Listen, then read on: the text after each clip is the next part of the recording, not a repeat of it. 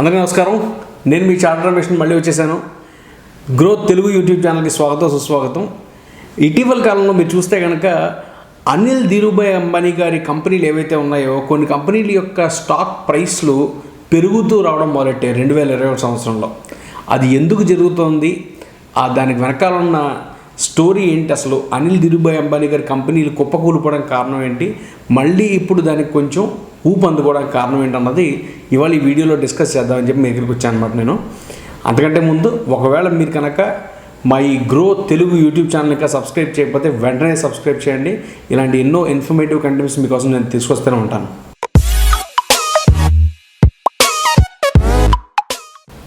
అసలు మనం అనిల్ ధీరుభాయ్ అంబానీ గారి కంపెనీల గురించి మాట్లాడుకునే బదులు ధీరుభాయ్ అంబానీ గారు ఈ రిలయన్స్ అనే సంస్థానాన్ని ఎప్పుడు ప్రారంభించారన్నది ఖచ్చితంగా తెలుసుకోవాలండి. అది చూస్తే కనుక 1966 సంవత్సరంలో రిలయన్స్ కమర్షియల్ కార్పొరేషన్ అనే కంపెనీని పాలిస్టర్ అనే ఐటమ్ని మ్యానుఫ్యాక్చర్ చేసి సేల్ చేయడం కోసం చెప్పని స్టార్ట్ చేశారు. అది కాస్త రిలయన్స్ ఇండస్ట్రీస్ లిమిటెడ్ అని చెప్పని 1973లో దాన్ని మార్చారు. దాని తర్వాత 1977లో మొట్టమొదటిసారి ఐపీఓకి అనేది వెళ్ళింది. ఐపీఓకి వెళ్ళినప్పుడు వీళ్ళ షేర్ ప్రైస్ 7 సబ్స్క్రైబ్ అయిందనమాట. వాళ్ళ షేర్ ప్రైస్ కూడా 7 వెళ్ళింది. సో అప్పటి నుంచి పెరుగుకుంటూ వస్తున్న కంపెనీ మొదట్లో టెక్స్టైల్ రంగంలో దిగింది. అది అందులో చాలా బాగా రాణించి విమల్ టెక్స్టైల్స్, మనకు బాగా తెలిసిన ఒక బ్రాండ్, అది విమల్ అనే బ్రాండ్లో చాలా మంచి సంస్థ కింద ఎదిగారు.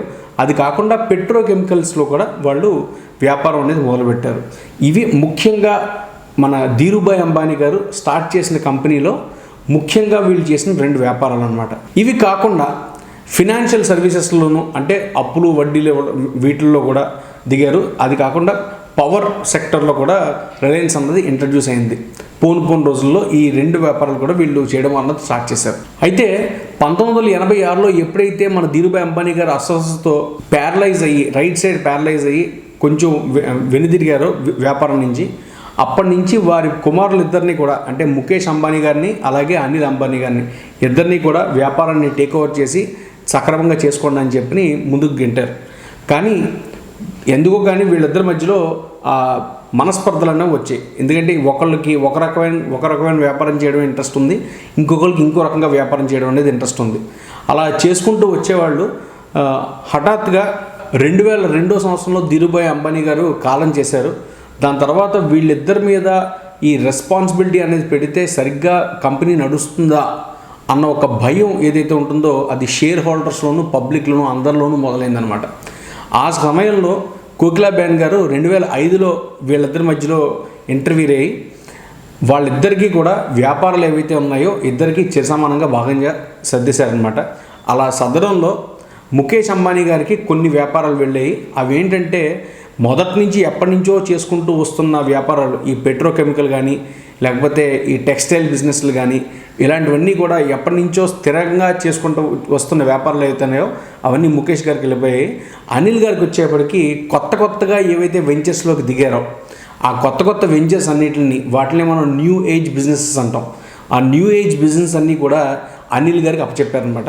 ఇలాగ వీళ్ళిద్దరికీ అప్పచెప్పేసి ఖచ్చితంగా ఇద్దరూ కూడా ఆ రిలయన్స్ అనే బ్రాండ్ని యూజ్ చేసుకోవచ్చు అని చెప్పి తీర్పునిచ్చి, ఆ తీర్పుతోటే తల్లి చెప్పిన మాటలని జవదారకుండా వీళ్ళిద్దరూ కూడా చేసుకుంటూ వచ్చారు వ్యాపారాన్ని. అసలు అనిల్ గారు ఏ వ్యాపారాలను తీసుకున్నారు అన్నది చూస్తే కనుక రిలయన్స్ టెలికాం బిజినెస్ని అనిల్ గారు తీసుకున్నారు. అలాగే పవర్ సెక్టార్ని తీసుకున్నారు. ఇన్ఫ్రాస్ట్రక్చర్ అన్నది అనిల్ గారు తీసుకున్నారు. ఇవన్నీ కూడా చాలా మూలధనం కావాల్సిన వ్యాపారాలు. అలాగే వాటికి ఎంతో కాలం పడుతుంది కాంపిటీషన్ ఎదుర్కొంటూ ప్రాఫిట్లోకి రావడానికి. అలాంటి వ్యాపారాలన్నీ కూడా అనిల్ గారు తలకమే పడ్డాయి అన్నమాట నిజానికి. అలాగే అదే సమయంలో ఎప్పుడైతే వీళ్ళు విడిపోయారో, వీళ్ళ వ్యాపారాన్ని విభజించుకున్నారో, అదే సమయంలో వీళ్ళిద్దరూ కూడా ఒక నాన్ కంపీట్ అగ్రిమెంట్, అంటే ఒక అన్నగారి వ్యాపారంలోకి తమ్ముడు ఎంటర్ అవ్వడు, తమ్ముడి వ్యాపారంలోకి అన్నగారు ఎంటర్ అవ్వరని చెప్పని ఇద్దరు కూడా ఒక ఒప్పందానికి వచ్చారు. ఆ ఒప్పందం ఎంత చేసుకున్నా కానీ 2010 నాటికి అయిపోయింది ఆ ఒప్పందం. దాని తర్వాత ఇద్దరు కూడా 2 వ్యాపారాల్లోనూ చేసుకోవచ్చు నిజానికైతే. ఇప్పుడు అసలు రిలయన్స్ ఏడీఏ గ్రూప్, అంటే అనిల్ ధీరుభాయ్ అంబానీ గ్రూప్లో ఏ సంస్థలు ఉన్నాయి అన్నది చూస్తే కనుక రిలయన్స్ ముఖ్యంగా ఏ వ్యాపారంలోకి వచ్చిందంటే ఇన్ఫోకామ్లోకి వచ్చింది. అలాగే రిలయన్స్ ఎనర్జీలోకి, రిలయన్స్ క్యాపిటల్లోకి మొదటగా ఎంటర్ అయ్యారండి. అలాగే ఈ రిలయన్స్ ఇన్ఫోకామ్ అనేది ఏదైతే ఉందో చాలా పెద్ద లీడర్ కింద ఎదిగింది అది. అలాగే రిలయన్స్ ఎనర్జీ ఏదైతే కంపెనీ ఉందో దాన్ని రిలయన్స్ ఇన్ఫ్రాస్ట్రక్చర్ అనే కంపెనీగా మార్చారు. మార్చడానికి కారణం కూడా ఏంటంటే ఒట్టి ఎనర్జీ విభాగంలో కాకుండానే రకరకాల ఇన్ఫ్రాస్ట్రక్చర్స్ డెవలప్ చేయడానికి కూడా వాళ్ళ ఇంటెన్షన్స్ తోటి ఇన్ఫ్రాస్ట్రక్చర్ అనే కంపెనీ కూడా పేరు మార్చుకున్నారు వాళ్ళు. అది కాకుండా ఈ రిలయన్స్ క్యాపిటల్ అనే కంపెనీ ఏదైతే ఉందో ఆ క్యాపిటల్ అన్న కంపెనీ చాలా బాగా ఫంక్షన్ చేసిందండి ఒక ఎన్బిఎఫ్సిగా. వాళ్ళు ఆ ఎన్బిఎఫ్సిలో రకరకాల వ్యాపారాలు చేశారు. హౌసింగ్ ఫైనాన్స్లు చేశారు, లేకపోతే మోటార్ ఇన్సూరెన్స్లు చేశారు, లేకపోతే వెహికల్ ఇన్సూరెన్స్లు, ఇట్లాగా రకరకాల వ్యాపారాల్లోకి దిగి అన్నిటిలోనూ సక్రమంగా చేసుకుంటూ వచ్చారు. అంతేకాకుండా నిప్పాన్ అనే ఒక insurance company, Japan based insurance company, ఈ కంపెనీలో 26% స్టేక్ కూడా కొనుక్కున్నారు, అంటే షేర్లు కొనుక్కున్నారు అనమాట. అంత బాగా ఎదిగి ఒక మంచి వెలిగిన కంపెనీలు ఇవన్నీ అని చెప్పుకోవచ్చు మనం. అలాగే ఈ అనిల్ ధీరుభాయ్ అంబానీ గారు ఒట్టి ఈ పవర్లోను, లేకపోతే పవర్ సెక్టార్లోను, ఎనర్జీ సెక్టార్లోను, ఇన్ఫ్రాస్ట్రక్చర్లోను వీటి మీదే కాకుండా ఎంటర్టైన్మెంట్లో కూడా దిగారండి. ఎంటర్టైన్మెంట్ అంటే ఎలాంటి ఎంటర్టైన్మెంట్ ఫీల్డ్లోకి దిగారని చూస్తే కనుక వీళ్ళే సొంతంగా గేమింగ్ ప్లాట్ఫామ్స్ డెవలప్ చేయడాలు, లేకపోతే సాఫ్ట్వేర్లు డెవలప్ చేయడాలు, లేకపోతే సినిమాలు తీయడాలు, ఇలాంటివి రకరకాల ఎంటర్టైన్మెంట్ ప్లాట్ఫామ్స్లో కూడా వీళ్ళు ఎంటర్ అయ్యారు. అందులో కూడా నిజానికి సక్సెస్ఫుల్గానే వెళ్ళారని చెప్పుకోవచ్చు. అలాగే ఒక పాయింట్ ఆఫ్ టైంలో భయంకర పీక్లో ఉన్నప్పుడు స్టీవెన్ స్పీల్బర్గ్ తోటి ఒక జాయింట్ వెంచర్ కూడా ఎంటర్ అయ్యారు అనమాట. హాలీవుడ్ సినిమాలు తీస్తామని చెప్పని. ఏ బ్యానర్లో తీస్తున్నారంటే కనుక అది డ్రీమ్ వర్క్ పిక్చర్స్ అనే లోగో కింద ఈ హాలీవుడ్ సినిమాలు కూడా తీద్దామని ఎంటర్ అయ్యారు. అది వీళ్ళ చరిత్ర. అసలు ఈ అనిల్ ధీరుభాయ్ అంబానీ గారి గ్రూప్కి ఎంత క్రేజ్ ఉంది అంటే రిలయన్స్ పవర్ ఎప్పుడైతే ఐపీఓకి వెళ్ళిందో ఫస్ట్ ఒక్క నిమిషంలో ఐపీఓ అనౌన్స్ చేసిన తర్వాత ఒకే ఒక్క నిమిషంలో 450 రూపాయలకి ఒక్కొక్క షేరు సేల్ చేస్తున్నామని చెప్తే ఒకే ఒక్క నిమిషంలో వాళ్ళ రిక్వైర్మెంట్ అంతా ఫుల్ఫిల్ అయిపోయిందంటే ఐపీఓ మొత్తం సబ్స్క్రైబ్ అయిపోయింది అన్నాడు ఒకే ఒక్క నిమిషంలో. అలా సబ్స్క్రైబ్ అవ్వడం ఈ స్టాక్ మార్కెట్ చరిత్రలోనే మొదటిసారి. అలాంటిది ఇప్పటివరకు మళ్ళీ జరగలేదు. ఏ ఐపీఓ కూడా ఇప్పటిదాకా అలా జరగలేదు. ఇది వాళ్ళ గొప్ప చరిత్ర. అసలు రిలయన్స్ ధీరుభాయ్ అంబానీ గారి కొడుకు అనిల్ ధీరుభాయ్ అంబానీ గారి గొప్ప చరిత్ర ఇది. ఇలాంటి మంచి పొజిషన్లో ఉండగా కొన్ని అద్భుతమైన నిర్ణయాలు కూడా అనిల్ ధీరుభాయ్ అంబానీ గారు తీసుకున్నారు. ఆ నిర్ణయాలు ఏంటంటే ఉన్న ఈ పవర్ సెక్టారో, లేకపోతే ఇన్ఫ్రాస్ట్రక్చర్ సెక్టారో, లేకపోతే క్యాపిటల్ మార్కెట్స్ నుంచి వేరే సెక్టార్స్లోకి ఎంటర్ అవుదామని చెప్పని మంచి సెక్టార్స్లో కూడా ఎంటర్ అయ్యారండి. అవి ఏమేమి సెక్టార్స్ అని చూస్తే కనుక డిఫెన్స్, ఏరోస్పేస్, అలాగే రిలయన్స్ నేవల్ అని చెప్పని ఇలాంటి రకరకాల కొత్త సెక్టార్స్లో కూడా వీళ్ళు ఎంటర్ అవడం అయితే జరిగింది. అవే కాకుండా డెసాల్ట్ ఏవియేషన్ అనే కంపెనీతోటి జాయింట్ వెంచర్లోకి దిగి రఫేల్కి కావాల్సిన పార్ట్లన్నీ కూడా ఇండియాలోనే మ్యానుఫ్యాక్చర్ చేసి మన ఇండియన్ ఎయిర్ ఫోర్స్ సప్లై చేయడానికి కూడా వీళ్ళు సిద్ధపడ్డారు. ఇంత కొత్త ఐడియాలు, కొత్త వ్యాపారాలతోటి ఎదుగుతూ వచ్చిన వాళ్ళు. ఒకానొక సమయంలో 2008లో చూసుకుంటే కనుక ప్రపంచవ్యాప్తంగా ధనవంతులు ఎవరున్నారని చూస్తే కనుక అనిల్ ధీరుభాయ్ అంబానీ గారు 6వ స్థానంలో ఉన్నారు with $42 billion worth. $42 billion worth తోటి ప్రపంచంలోనే 6వ స్థానంలో అనిల్ ధీరుభాయ్ అంబానీ గారు 2008లో ఉన్నారండి. ఇన్ని మంచి వెంచర్స్లోకి ఎంటర్ అయ్యి ఎక్కడ అనిల్ గారు ఒక తప్పు అడిగి వేశారు అన్నది మనం చాలా క్షుణ్ణంగా పరిశీలించాలి. ఆ ఒక్క తప్పు అడుగు వేయడంతో ఎన్నెన్నో జీవితాలు ఒక స్టాక్ మార్కెట్ మీద డిపెండ్ అయిన వాళ్ళకి ఎందరో మందికి లాసులు మిగిల్చేయండి. అది ఎవరెవరికంటే అలా ఎంతోమంది లక్షలాది షేర్ హోల్డర్లు, లక్షలాది ఇన్వెస్టర్లు, లేకపోతే ఎంతోమంది క్రెడిటార్స్ వాళ్ళకి డబ్బులు ఇచ్చి అప్పులు పాలైపోయిన వాళ్ళు, ఇలాగే ఎంతోమంది ఉన్నారు. వాళ్ళందరూ కూడా అప్పులు పాలయ్యారు, లేకపోతే వాళ్ళ నెట్వర్క్స్ అనేవి క్షీణించిపోయాయని చెప్పాలి. అలా జరగడానికి ఎక్కడ తప్పు జరిగింది అన్నది మనం చూసుకుంటే కనుక అనిల్ ధీరుభాయ్ అంబానీ గారు ఒక ఫ్యూచర్ ప్లానింగ్తో అప్పులు తీసుకోలేదు అన్నది క్లియర్గా అర్థమవుతుందండి. అది ముఖ్యంగా ఒక బ్యాక్డ్రాప్ అని చెప్పాలి. అది కాకుండా ఎన్నెన్నో కొత్త వ్యాపారాల్లోకి ఎంటర్ అయినప్పుడు వాళ్ళు ప్రాఫిట్లోకి వెళ్ళడానికి చాలా సమయం పడుతుంది. కాబట్టి అప్పు తీసుకుని అలాంటి కొత్త వ్యాపారాలు చేయకూడదు అన్న థాట్ ఆయనకి లేకుండా పోయింది అప్పుడు. ఎందుకంటే ఈయన అన్నీ కూడా కొత్త వ్యాపారాలని కూడా అప్పు తీసుకుని చేయడం, దాంట్లో చాలా ఎక్కువగా క్యాష్ బర్న్ అనేది ఉండడం, దానివల్ల ఆ ప్రెషర్ ఏదైతే ఉంటుందో అప్పు తీర్చాలి, లేకపోతే అప్పు మీద ఇంట్రెస్ట్ని కట్టాలి అన్న ప్రెషర్ ఏదైతే ఉంటుందో అవన్నీ కూడా అనిల్ గారిని బాగా కొంగతీసి చెప్పుకోవాలి మనం. అది ప్లానింగ్ వైపు అయితే కనుక, ఇంకో పక్కన వ్యాపారం గురించి చూస్తే కనుక రిలయన్స్ ఇన్ఫోకామ్ ఎవరైతే రిలయన్స్ మొబైల్స్ని మ్యానుఫ్యాక్చర్ చేసేవాళ్ళ వరకు వాళ్ళు CDMA టెక్నాలజీ మీద కాన్సన్ట్రేట్ చేసి GSM టెక్నాలజీని పక్కన పెట్టేశారండి. అది చాలా పెద్ద ఇంపాక్ట్ క్రియేట్ చేసింది చాలామందికి. ఎందుకంటే CDMA ఫోన్లో ఒక సిమ్ కార్డ్ అనేది ఉండదు.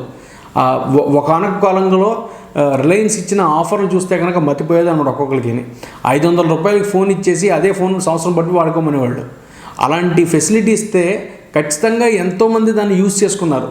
అలా 500 ఒకళ్ళకో ఇద్దరికో కాదు, ఎన్నో మంది కోట్లాది మందికి ఆ ఆఫర్ ఇచ్చేప్పటికి ఆ అమౌంట్ అంతా కూడా రిలయన్స్ మీదే బర్డెన్ కింద మారింది. అది ఆ భారం అంతా తీర్చడానికి వాళ్ళ దగ్గర డబ్బు లేక, అప్పుల్ని తీర్చే పరిస్థితి లేక, ఈ క్యాష్ బర్న్ అంతా తట్టుకోలేక, ఇలాంటి రకరకాల తప్పుడు డెసిషన్స్ ఏవైతే ఉన్నాయో అవన్నీ కూడా ఈ రిలయన్స్ ఇన్ఫోకామ్ అనే కంపెనీని కొంగతీసేయడానికి కారణమయ్యాయి అన్నమాట.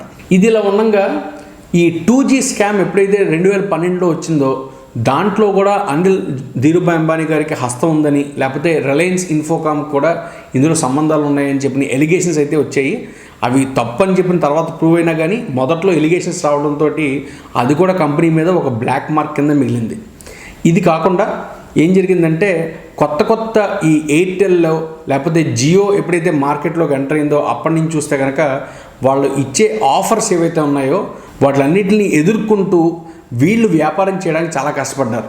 అలాంటి పరిస్థితుల్లో ఇంకేమీ చేయలేక ఒకానొక పాయింట్లో ఇక మేము ఈ ఇన్ఫోకామ్ అనే కంపెనీని షట్ డౌన్ చేస్తున్నాం అన్న ఒక నిర్ణయానికి అయితే వచ్చేసారు వాళ్ళు. కానీ ఒక ఆఖరి ప్రయత్నం కింద 2017లో ఈ ఆర్కామ్ అనే ఈ కంపెనీ ఏదైతే ఉందో ఇది ఎయిర్సెల్తో టైఅప్ అయ్యి ఒక్క లాస్ట్ ప్రయత్నం చేద్దామని చెప్పి ట్రై చేశారనమాట. వీళ్ళిద్దరూ కలిస్తే ఆ ఎకానమీస్ ఆఫ్ స్కేల్ ఏమైనా ఇంప్రూవ్ అవుతుందేమో, మన వల్ల మార్కెట్ని క్యాప్చర్ చేయొచ్చేమో అనే ఒక ఉద్దేశంతో ఈ రెండు కంపెనీలు కూడా కలిసి ఏదో ట్రై చేసేవి, అయినా కానీ సక్సెస్ఫుల్ కాలేదు. ఇలాంటి పరిస్థితుల్లో అదే 2017 సంవత్సరంలో ఎరిక్సన్ అనే కంపెనీ ఈ అనిల్ గారి కంపెనీ మీద, ఈ రిలయన్స్ కమ్యూనికేషన్స్ మీద దగ్గరగా 1100 కోట్లకి లాస్ సూట్ అంతా ఫైల్ చేశారు.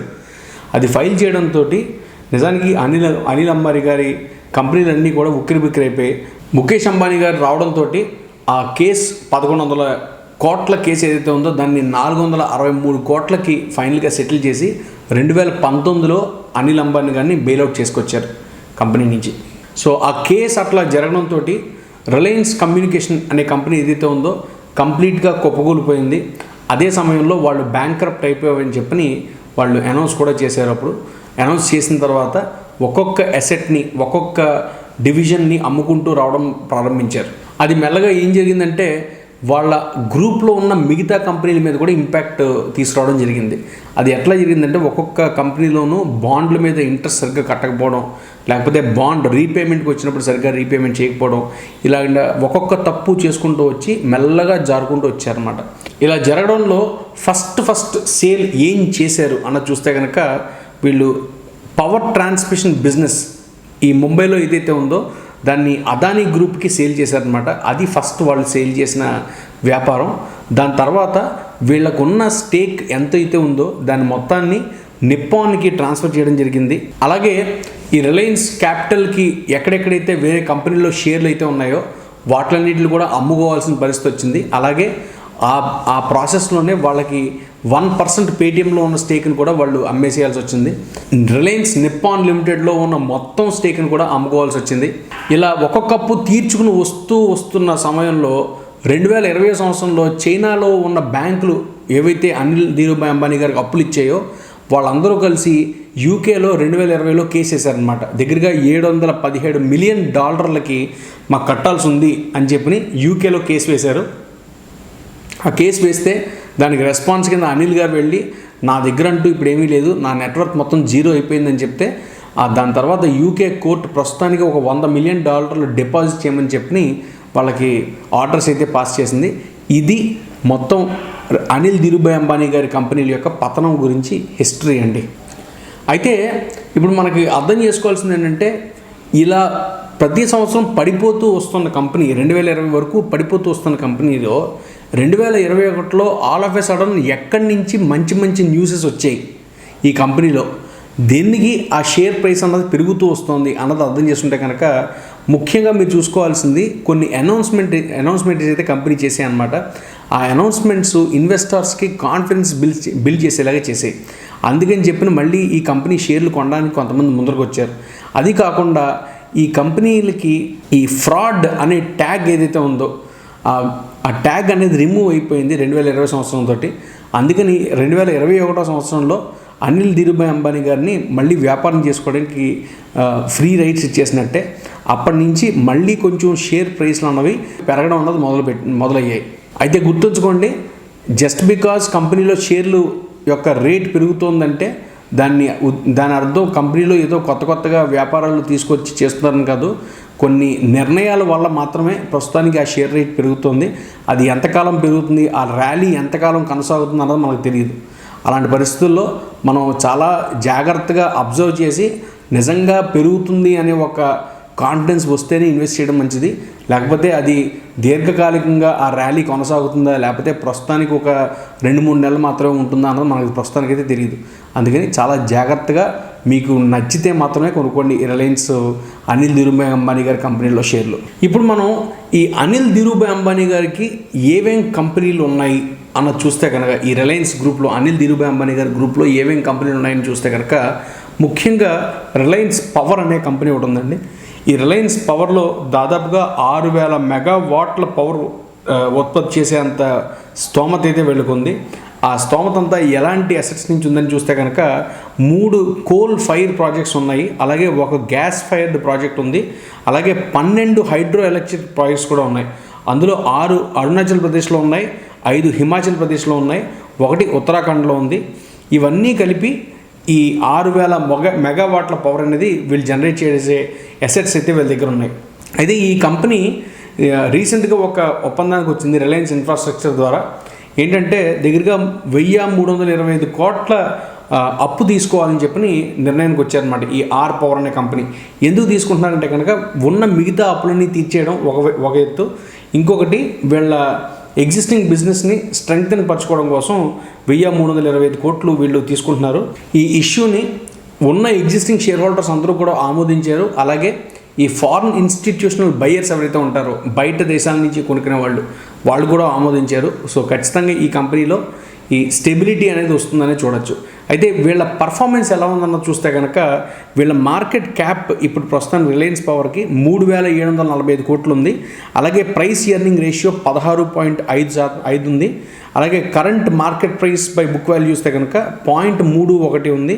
అలాగే రిటర్న్ ఆన్ క్యాపిటల్ ఎంప్లాయిడ్ 1.88% మాత్రమే ఉంది. నెట్ ప్రాఫిట్ మార్జిన్ యాన్యులైజ్డ్ చూస్తే కనుక 5.67% ఉంది. అలాగే ఆపరేటింగ్ ప్రాఫిట్ మార్జిన్ 45% ఉందండి. డెట్ ఈక్విటీ రేషియో 1.68 ఉంది, అది మంచి రేషియోనే చెప్పుకోవచ్చు. కరెంట్ రేషియో 0.31 ఉంది, ఇది కూడా పర్లేదు.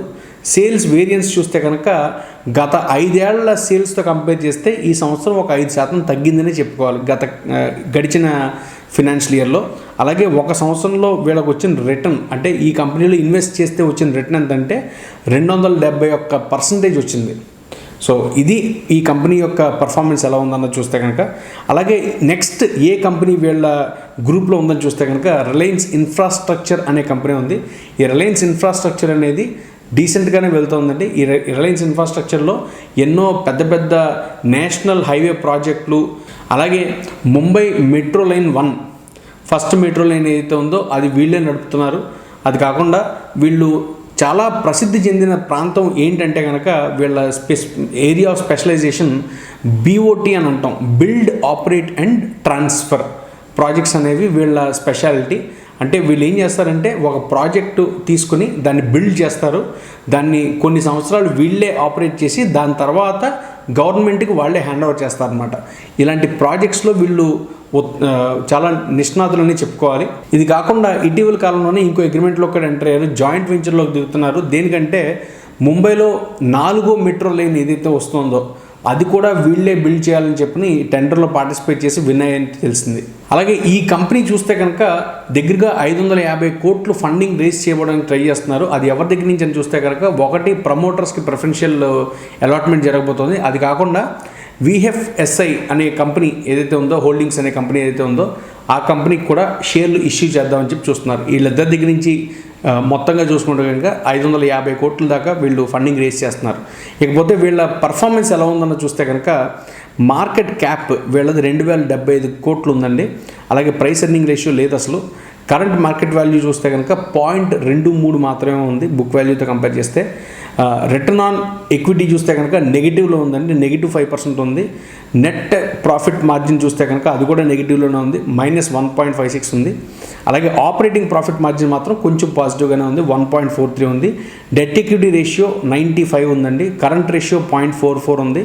సేల్స్ వేరియన్స్ లాస్ట్ 5 ఏళ్ళతో కంపేర్ చేసుకుంటే కనుక 9% పడిపోయిందని చెప్పుకోవాలి. అలాగే ఒక సంవత్సరంలో ఒక ఇన్వెస్టర్ 100 రూపాయలు పెడితే వచ్చిన రిటర్న్ ఎంత అని చూస్తే కనుక 133% వస్తుంది ఈ కంపెనీలో. ఇది రిలయన్స్ ఇన్ఫ్రాస్ట్రక్చర్ గురించి మా విశ్లేషణ. ఇకపోతే రిలయన్స్ కమ్యూనికేషన్స్ చూస్తే కనుక నిజానికి ఈ కంపెనీ లిక్విడేషన్లోకి వెళ్ళిపోయిందండి. అన్లెస్ అంటిల్ సుప్రీంకోర్టు నుంచి వీళ్ళు ఆర్డర్ తెచ్చుకుని దీన్ని బ్రతికించాలని ట్రై చేస్తే తప్పితే ఈ కంపెనీ బతకడానికి అవకాశం లేదు. అందుకనే ఇన్వెస్టర్స్ని మేమైతే కొనొద్దనే చెప్తాం ఈ కంపెనీలో షేర్లు. అన్లెస్ అంటిల్ సుప్రీంకోర్టు నుంచి ఏదైనా కోర్టు ఆర్డర్ వచ్చి లేదు ఈ కంపెనీని రివైవ్ చేయడానికి ట్రై చేయండి అని ఏదైనా ఆఫర్ ఇస్తే తప్పితే లేకపోతే ఈ కంపెనీలో ఇన్వెస్ట్ చేయొద్దని నేనైతే సజెస్ట్ చేస్తాను. సో వీళ్ళ పరిస్థితి ఎలా ఉందన్నది ఇప్పుడు చూస్తే కనుక కంపెనీ నిజానికి ఒక్కొక్క అసెట్ అమ్ముకుంటూ వస్తుంది. కంపెనీ ఒక్కొక్క అసెట్ అమ్ముకుంటూ వస్తుంది. ప్రస్తుతానికి వాళ్ళు కన్నా మార్కెట్ క్యాపిటల్ ఎంత చూస్తే కనుక 1134 కోట్లు ఉందండి. అదే net profit margin, annualised net profit margin -145% ఉందండి. 145% నష్టాలే. ఎందుకంటే వీళ్ళకి అసలు రెవెన్యూ లేదు కదా, అంతా లాసెసే, అంతా ఎక్స్పెన్సెసే. అది కాకుండా ఆపరేటింగ్ ప్రాఫిట్ మార్జిన్ 119% ఉంది, అది నెగిటివే. కరెంట్ రేషియో చూస్తే కనుక 0.46 ఉంది. 5 ఏళ్లలో వీళ్ళకి పడిపోయిన సేల్స్ 50% పడిపోయినట్టే. అసలు నిజానికి ఇప్పుడు ఏం లేదని చెప్పుకోవాలి. అలాగే ఇన్వెస్టర్స్కి ఇందులో కూడా రిటర్న్ వస్తుందండి, 64% రిటర్న్ వస్తుంది. అంటే 100 రూపాయలు పెడితే 164 రూపాయలు తీసి వెనక్కి వెళ్తున్నారు అనమాట ఈ షేర్లో డబ్బులు పెట్టిన వాళ్ళు. సో అది ఇప్పుడు ఈ కంపెనీలో జరుగుతున్న పరిస్థితి. ఇకపోతే Reliance capital most happening company in Reliance Anil Dhirubhai Ambani గారి గ్రూప్లో. ఈ కంపెనీలో ఖచ్చితంగా ఇన్వెస్ట్మెంట్ చేయొచ్చు మీకు ఆ రిస్క్ తీసుకునే ఇంట్రెస్ట్ ఉంటే అనే నేను చెప్తాను. ఇప్పుడు ఈ కంపెనీలో ఆపరేషన్స్ ఎట్లా ఉన్నాయని చూస్తే కనుక వీళ్ళు రిలయన్స్ ఈ ఇన్సూరెన్స్ బిజినెస్లో చాలా ప్రాఫిటబుల్గానే ఉన్నారు. నిజానికి ఆ సెగ్మెంట్ నుంచి చూస్తే కనుక గడిచిన ఏడాదిలో 10,000 కోట్ల రెవెన్యూ అనేది జనరేట్ చేశారు. అలాగే ఈ రిలయన్స్ ఇన్సూరెన్స్ అనే బిజినెస్ ఏదైతే ఉందో మొత్తం ఇండియాలో ఉన్న ఇన్సూరెన్స్ బిజినెస్లో దగ్గరగా 7% వ్యాపారం ఈ రిలయన్స్ ఇన్సూరెన్స్ బిజినెస్సే చేస్తుంది. అంటే మంచి మార్కెట్ పొజిషన్ అయితే ఉందని చెప్పుకోవాలి. అదే కాకుండా వీళ్ళ ప్రాఫిట్స్ ఎంత చూస్తే కనుక దగ్గరగా 485 కోట్ల ప్రాఫిట్ ఈ ఒక్క ఇన్సూరెన్స్ లైన్లోంచే వస్తుందని మనకు తెలుస్తుంది. అంటే ఖచ్చితంగా ప్రాఫిటబుల్గానే వీళ్ళు వ్యాపారాన్ని చేస్తున్నారని మనం అర్థం చేసుకోవాలి.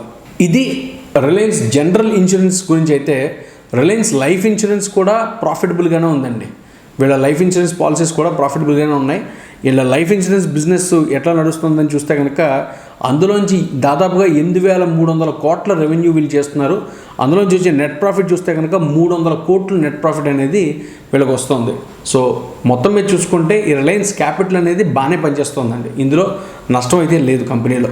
వీళ్ళ పారామీటర్స్ చూస్తే కనుక మార్కెట్ క్యాపిటల్ దగ్గరగా 483 కోట్లు ఉంది. అలాగే కరెంట్ నెట్ ప్రాఫిట్ మార్జిన్ చూస్తే కనుక -48 ఉంది. ఎందుకంటే మనం డిస్కస్ చేసింది ఒట్టి ఇన్సూరెన్స్ సెక్టర్ గురించి మాత్రం డిస్కస్ చేసాం.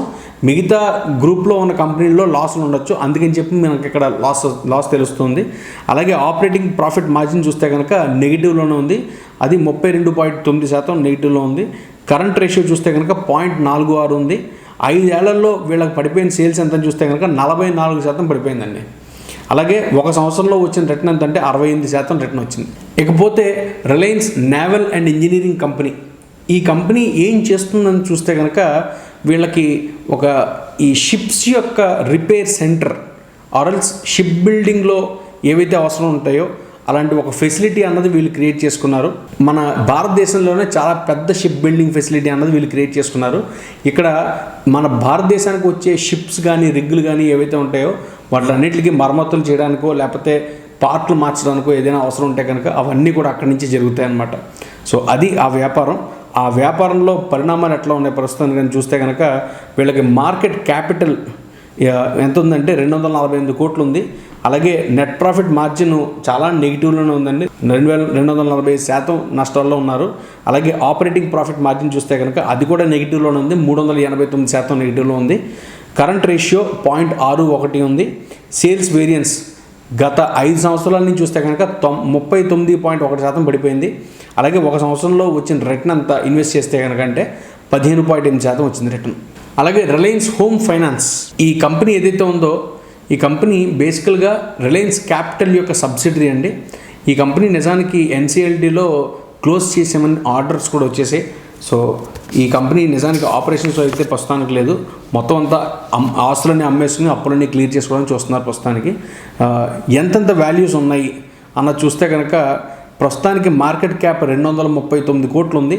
అలాగే నెట్ ప్రాఫిట్ మార్జిన్ యాన్యులైజ్డ్ చూస్తే కనుక 189% ఉంది నెగిటివ్.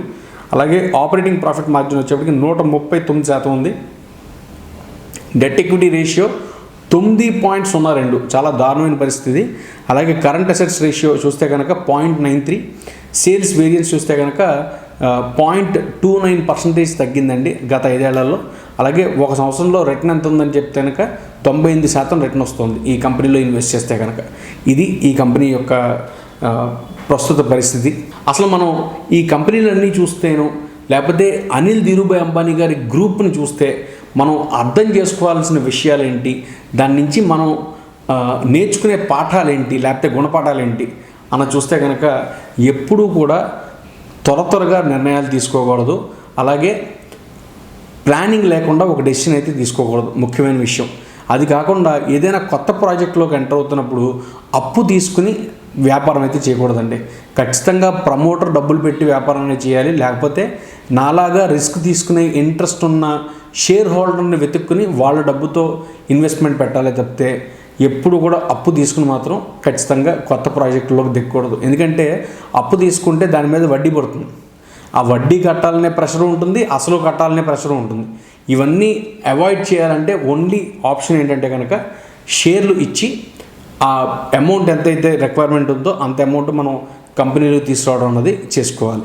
నిజానికి ఈ పాఠాన్నే జియో కంపెనీ వాళ్ళు చాలా బాగా అధ్యయనం చేసుకునే వాళ్ళు జియో ఎప్పుడైతే కనుక ఎక్స్పాండ్ చేయాలనుకున్నారో వాళ్ళు షేర్లు ఇష్యూ చేస్తే జియోని ఎక్స్పాండ్ చేసుకుంటూ వచ్చారు తప్పితే ఎక్కడ కూడా అప్పు తీసుకుని ఈ కంపెనీని జియో అనే కంపెనీని డెవలప్ చేయలేదు. అంటే తమ్ముడు సొంత కంపెనీలో జరిగిన తప్పులనే వాళ్ళు చూసి అర్థం చేసుకుని ఆ తప్పు చేయకుండా చూసుకుంటున్నారు ముఖేష్ గారు. సో ఇవన్నీ కూడా మనం కూడా నేర్చుకోవాలి. ఒకవేళ మనకు ఏమైనా స్టార్టప్లు పెట్టే ఇంట్రెస్ట్ ఉన్న వాటిల్లో కూడా మనం ఎప్పుడు కూడా కొత్త ప్రాజెక్ట్స్ చేస్తున్నప్పుడు అప్పులు తీసుకుని ప్రాజెక్ట్స్ చేయకూడదు. ఖచ్చితంగా ఇన్వెస్టర్ని పట్టుకుని ఆ ఇన్వెస్టర్ ద్వారా వెళ్తేనే మంచిది అన్నది నా ఉద్దేశం. అలాగని కంపెనీ చెడ్డది లేకపోతే కంపెనీలో గ్రోత్ ఉండదు అని నేను చెప్పట్లేదండి. కంపెనీలో కొన్ని భాగాల్లో చూస్తే కనుక వాళ్ళు పెర్ఫార్మెన్స్ బాగానే ఉందని చెప్పాలి. ఎందుకంటే రిలయన్స్ ఇన్ఫ్రాస్ట్రక్చర్ చూసారనుకోండి, ఆ మెట్రో రైల్స్ బాగా నడుపుతున్నారు వాళ్ళు. అలాగే కొత్త ప్రాజెక్ట్ ఏదైతే వచ్చిందో 4వ మెట్రో లైన్, ముంబై 4వ మెట్రో లైన్, అది కూడా వాళ్ళు బాగా చేస్తారు ఖచ్చితంగా. ఇవన్నీ కూడా వాళ్ళ ఎదుగుదలకి సూచనలే. మేబీ అందుకనే షేర్ ప్రైస్ ఇప్పుడు మళ్ళీ పెరగడం మొదలుపెట్టిందేమో మనకు తెలియదు కదా. సో అందుకనే నేను ఏం చెప్తానంటే ఒకవేళ ఏదైనా షేర్ ప్రైస్ పెరిగినా తగ్గినా టక్కుని నిర్ణయాలు అయితే తీసుకోకండి. ఖచ్చితంగా దాని గురించి క్షుణ్ణంగా పరిశీలించండి. మీకు దాని గురించి అర్థమయ్యి వాళ్ళు ఖచ్చితంగా మార్కెట్లో నిలబడతారు అనే నమ్మకం ఉంటే మాత్రమే షేర్లో డబ్బులు పెట్టండి, లేకపోతే అసలు డబ్బులు పెట్టకండి. అది నా ఉద్దేశం. సో అదండి మన రిలయన్స్ అనిల్ ధీరుభాయ్ అంబానీ గారి గ్రూప్ యొక్క విశ్లేషణ.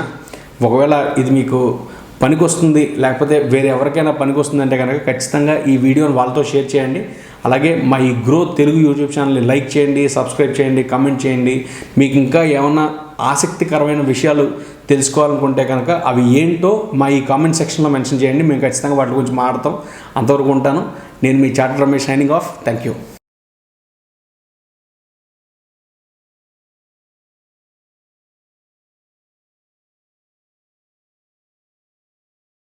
Investment in securities market are subject to market risks. Read all the related documents carefully before investing. Please read the risk disclosure documents carefully before investing in equity shares, derivatives, mutual fund, and or other instruments traded on the stock exchanges.